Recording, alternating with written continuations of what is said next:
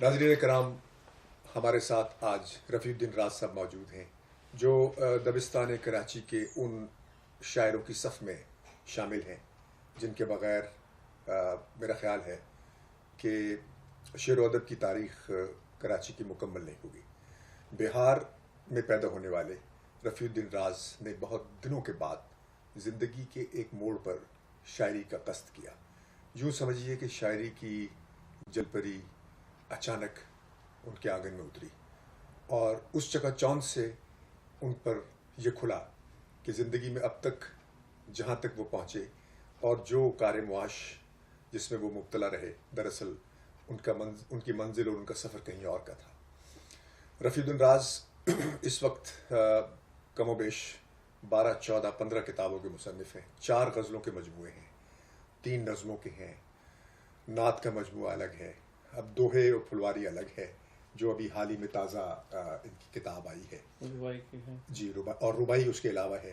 میں بلکہ آپ کے ناظرین کے لیے وہ پڑھ دیتا ہوں کچھ کتابوں کے نام تاکہ وہ ناظرین جو سنیں گے وہ کبھی یوں بھی ہو سکتا ہے کہ ان کتابوں کو وہ خریدیں اور پڑھیں، کیونکہ ہمارے ہاں کتاب خریدنے کا رواج بھی بہت کم ہوتا جا رہا ہے۔ دیدہ خوشخواب پیراہن فکر ابھی دریا میں پانی ہے، جو ایک دن آئینہ دیکھا، فن و شخصیت مقالہ ہے ان پر، ساز و راز دل آئینہ ہوا، اور دوہا اور پھلواری جیسے کہ میں کہہ چکا ہوں۔ یہ شعر آپ سنیے: شور بام و در میں ہے، چیختی ہیں دیواریں، ان گھروں میں رہتے ہیں شہر کے مگیں کیسے، ایک ایک صورت پر لکھی ہے لمحے لمحے کی تفسیر، چہروں کی تحریریں پڑھ لے رنگ ماہ و سال نہ پوچھ، سبھی کے گرد ہے زندان محور، جہاں ایک ایک اکائی قید میں ہے، وہاں محرومیاں ہوں گی جہاں کچھ خواب ہوتے ہیں، مجھے معلوم ہے دریاؤں میں گرداب ہوتے ہیں، جنوں کے رستے پہ چل پڑا ہوں، سرور چھایا ہے بے خودی کا، سبک ہوا زندگی کا شانہ، اتر گیا بوجھ آگہی کا۔ رفیع الدین راز صاحب، خوش آمدید ہمارے اسٹوڈیوز میں، آپ تشریف لائے، بہت شکریہ۔ یہ فرمائیے، جیسے کہ میں نے ابھی عرض کی، آپ جس طرح آپ کے حالات جن سے قاری گزرا ہے، میں بھی گزرا، اختر سعیدی صاحب نے گزشتہ دنوں ایک بہت عمدہ آپ سے انٹرویو لیا تھا۔ اس انٹرویو میں آپ نے بتایا کہ کس طرح آپ زندگی میں ایک روز شام میں آپ پر یہ کھلا، سپہر میں شام میں، کہ دراصل شعر جو ہے وہ آپ بھی کہہ سکتے ہیں۔ مجھے یہ بتائیے کہ واقعتاً اس واقعے میں سے گزرنے کے بعد جب آپ نے قلم تھاما یا ذہن میں آپ کے کوئی مصرع گونجا، تو اس وقت آپ کی کیا کیفیت تھی کہ آپ نے اس یقین کی دہلیز پہ آپ نے پاؤں رکھ دیا تھا کہ شعر ہی آپ کی منزل ہے؟ پہلے تو میں آپ کا شکر گزار ہوں کہ آپ نے مجھے انٹرویو کے لیے بلایا۔ آپ کا سوال ہے تو واقعی ایک آیا کہ مجھ پہ منکشف ہوا کہ میں شاعر ہوں۔ اس وقت میری عمر غالباً 20-22 سال کی تھی، اور میں اچھا گانے، میری آواز بہت اچھی تھی، تو اسکول کی لائف سے، اسکول میں ہوتے ہوئے مجھے کالج کے فنکشن وغیرہ میں بلایا جاتا تھا، بس یہاں تک مجھے عروض وغیرہ سے کوئی واقفیت نہیں تھی۔ بس ایک صاحب نے ایک دن کہا کہ دیکھیے کتنا اچھا شعر ہے۔ میں نے کہا ایسا شعر تو میں بھی کہہ دوں گا۔ شاید میرے اندر کوئی اور بول رہا تھا، اس سے پہلے میں نے ایک مصرع نہیں کہا تھا۔ انہوں نے کہا اگر آپ نے ایک شعر کہہ دیا تو میں سب کو چائے پلاؤں گا۔ 5-7 لوگ کھڑے ہوئے تھے، تو میں نے 15-20 سیکنڈ میں وہ شعر کہہ دیا۔ وہ شعر یاد ہے آپ؟ جی ہاں، وہ شعر یاد ہے۔ عطا کیجیے۔ انہوں نے کہا کہ اسی قافیہ اسی ردیف میں کہیں گے اور فلسفہ بھی ہے اس میں، فلسفہ بھی ڈالیں گے۔ میں نے کہا فلسفہ بھی ڈال دوں گا۔ دھن میں کوئی اور ہی بول رہا تھا، تو وہ شعر تھا کہ کیوں نہ ڈر جاؤں تیری قوت سے، میں ہوں تنہا تیری خدائی ہے۔ تو انہوں نے کہا فلسفہ بھی آپ نے ڈال دیا، قافیہ بھی وہی ہے، بھر کے اگر آپ نے پوری غزل کہہ دی تو جتنے لوگ ہیں سب کو مغلی پراٹھے کھلاؤں گا۔ امینیہ ہوٹل بہت مشہور ہوتے تھے۔ بس یہ ڈھاکہ کی بات ہے؟ ڈھاکہ کی بات ہے۔ پتہ نہیں کون تھا میرے اندر اس وقت۔ آج میں ایسی جسارت نہیں کر سکتا، مجھے آج اگر آپ کہیں کہ آپ، تو میں ایسی جسارت نہیں کر سکتا۔ میں نے کہا آئیے، کبھی ایک مصرع جس شخص نے نہیں کہا ہو وہ غزل کہنے کا چیلنج لے کے ہوٹل میں بیٹھ گیا، اور میں نے 20 منٹ کے اندر 9 اشعار میں مشتمل غزل پڑھی۔ ایک مصرع بے وزن نہیں تھا۔ رفیع بھی میں نے باندھا مقطع میں، وہ خود بخود جا کے آخر میں آگ جنگل میں وہ لگا کے رفیع خود بخود وہ سیٹ ہو گیا۔ مجھے نہیں معلوم تھا کہ عین گر بھی سکتی جو بھی، تو یہ تذکیر و تانیث کی یہ غلطی ہوئی تھی، اور وہ ظاہر ہے کہ آپ کو پتہ ہے کہ بہار اور بنگال میں مذکر اور مؤنث کے بہت گڑبڑ ہے آپس میں، اور عمر بھی میری اس وقت ایسی تھی. ایک غلطی ہوئی تھی، وہ یاد نہیں ہے لفظ کون سا تھا، ورنہ میں بھی بتایا تھا. اب جب آپ اتنے زمانوں کے بعد اتنی کتابیں ماشاء اللہ وہ آپ نے تصنیف کی، ہر وقت حالت شعر میں ہیں آپ، اور یہ تمام اصناف میں یہ سوال پیدا ہوتا ہے کہ رباعی جیسی وہ صنف جو معدوم ہوتی جا رہی ہے، اور غزل جس کا چیلنج ہی اتنا بڑا ہے کہ وہ اپنی ساکھ اور اپنی زندگی برقرار رکھ سکتی ہے یا نہیں، اتنا بڑا کام ہو چکا ہے.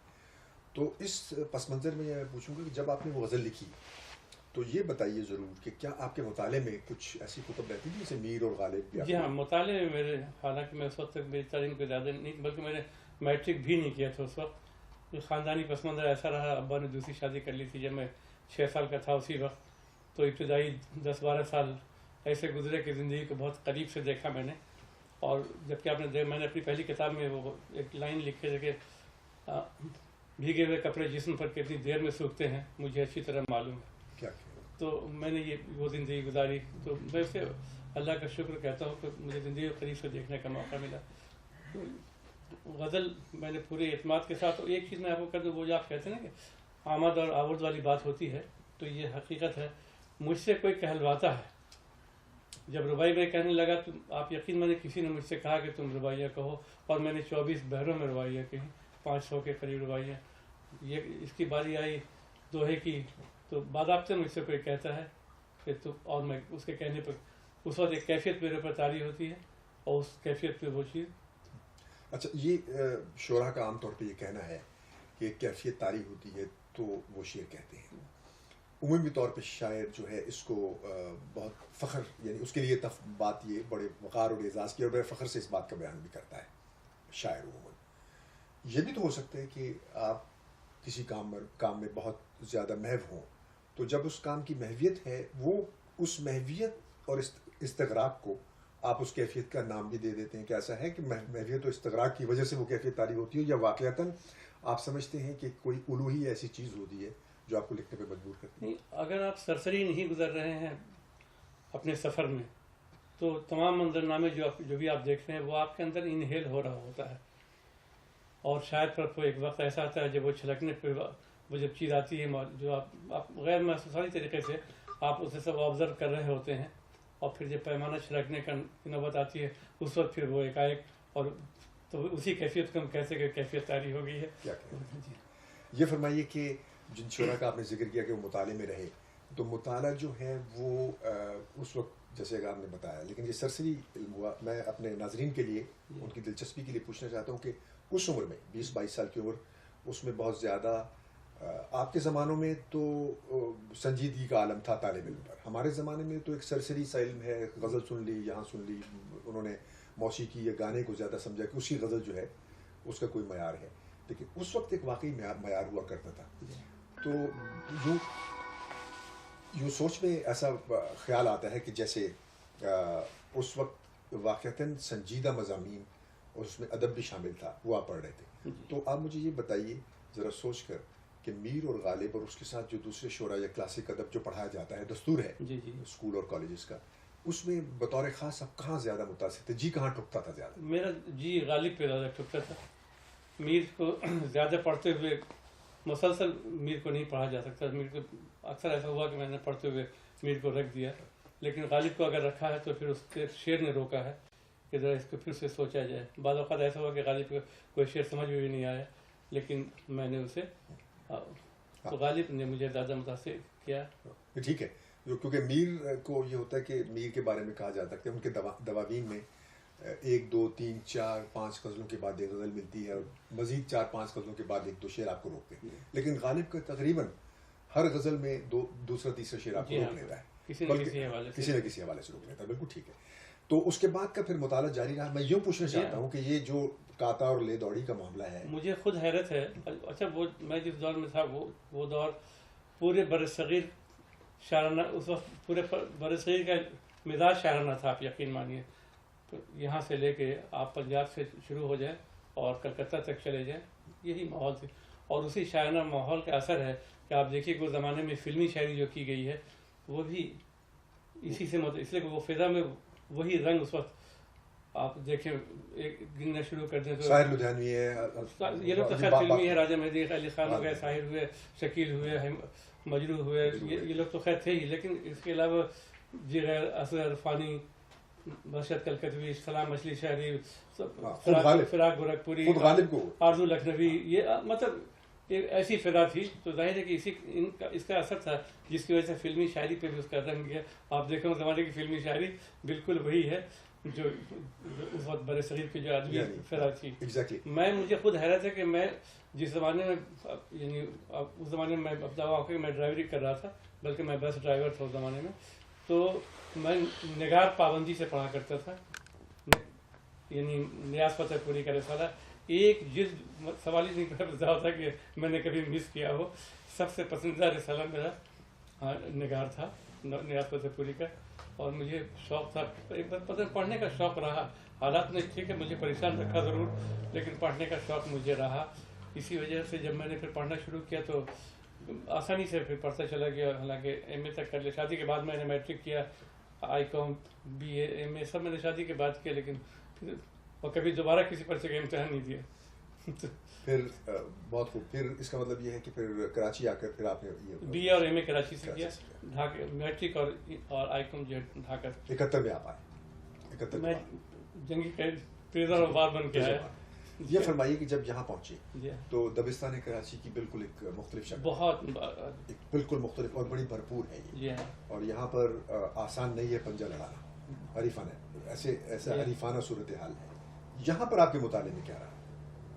यहाँ मैं मुताला बतौर खास जरूर इसलिए जोर दे रहा हूँ कि इसके बाद फिर एक सवाल है। नहीं, यहाँ पर मेरे मुताले में एक तो उस वक्त जो पूरे पाकिस्तान की जो उस वक्त जो शायरी हो रही थी उसको मैंने पढ़ा। उस वक्त जो अदब लिखा जाता उस वक्त आसानी से इतना इस कदर रग़बत नहीं रह चुके, शायरी पर मेरा ध्यान ज़्यादा था, तो मैंने शायरी पर मेरे अंदर कोई ऐसी तहरीक थी कि मैं शायरी, और मुझे यकीन था कि मैं शायर हूँ। खुद ज़ाती तौर पर मुझे यकीन था, कोई कहे या न कहे, लेकिन मैं महसूस करता था कि मैं शायर हूँ, ये यकीन मेरे अंदर बहुत पुख्ता। तो इसी वजह से तो मैंने उस वक्त जो कुछ भी है, असातिज़ा को तो पहले कुछ पढ़ चुका था, अपने अहद को भी मैंने पढ़ा, तनकीदी नशस्तों में जाने के इत्तफ़ाक़, मजनू गोरखपुरी हो गए, अंजुम आदमी हुए, इस तरह से और भी लोग हैं जो इन लोगों के साथ उठना बैठना रहा। तो उसकी वजह से पता चलता था कि हाँ क्या अभी मौजूदा फिजा क्या है, तो उससे मैं हमेशा आगाह रहा। चूँकि आप शेर लिखना शुरू कर चुके थे, फिर आके आपको ये सीनियर्स मिले, आपने इनकी मजलिसें जो हैं उनमें आप शरीक हुए। आपको उन सीनियर्स में, और इस सवाल को मैं मुख्तसर कर देता हूँ, और अपने हम असरों में और उसके बाद की आने वाली नस्ल, उसमें कुछ चंद नाम हैं आपके ज़हन में जो आते हैं जिन्होंने आपको मुतासिर किया? मुझे मुतासिर जो सीनियर्स में तो मुझे फाकी साहब ने मुतासिर किया, अबुल खैर कशफी साहब ने, अंजुम आज़मी, ये वो नाम हैं कि जिन्होंने मुतासिर ज़ाहिर तौर पर किया। बाक़िया मरासिम तो सबसे रहे, शबनम रुमानी से भी, मोहसिन भोपाली से भी, उम्मीद फाजली से भी, सबों के साथ काफ़ी उठना बैठना रहा, लेकिन इन लोगों ने मुझे ज़्यादा मुतासिर किया। और अपने हम असरों में? अपने हम असरों में एक चीज़ ये है कि मुझे आज़म बहज़ाद अल्लाह मग़फ़िरत करे, उसने वो तो आपसे जूनियर हो गए, जूनियर हो गए, तो लेकिन उस वक्त था हम असरों में आप मेरे साथ अजीब मुश्किल है कि आप किन लोगों का नाम लेंगे मेरे साथ। आप मसलन कराची में, मसलन जैसे आपसे पहले यूँ समझिए जैसे आप तशरीफ़ लाए, अनवर शऊर थे। हाँ, तो ये तो पूरा जो मैंने भी नाम लिया, उम्मीद फाजली, शबनम रुमानी, मोहसिन भोपाली थे, उबैदुल अलीम थे, नसीर तुराबी थे, फिर आपसे जूनियर्स में सलीम कौसर आ गए, साबिर ज़फ़र आ गए, फिर आज़म बहज़ाद आ गए, जावेद सबा जो आपसे मुझे तुराबी साहब, नसीर तुराबी ने, इन सबों में सबसे ज़्यादा मुतासिर नसीर तुराबी ने मुझे किया, और बिला मुबालगा इसमें खूब।